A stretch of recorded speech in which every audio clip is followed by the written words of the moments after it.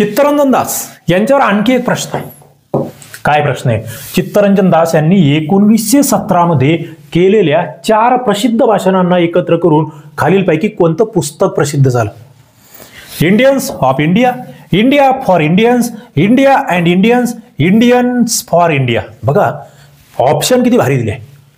म्हणजे अभ्यास केलाय, वाचलंय, पण ते परफेक्टच पाहिजे. इंडिया अधिक इंडियन्स आधी गेला, चालणार नाही.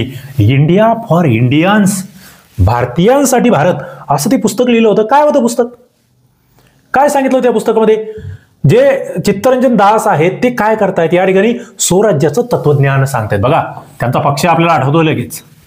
राजकीय स्वातंत्र्याची मागणी न करता, फक्त राजकीय स्वातंत्र्य नको, तर भारतीय संस्कृती, परंपरा, आत्माभिव्यक्ती यावर आधारित राष्ट्रवाद असला पाहिजे, हा पुरस्कार या ठिकाणी आहे या भाषणांमधून.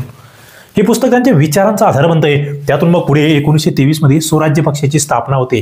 इंडिया फॉर इंडियन्स हे राष्ट्रवादी चळवळीतलं एक महत्वाचं वैचारिक असं दस्तऐवज या ठिकाणी मानलं जातं, हे माहीत असलं पाहिजे.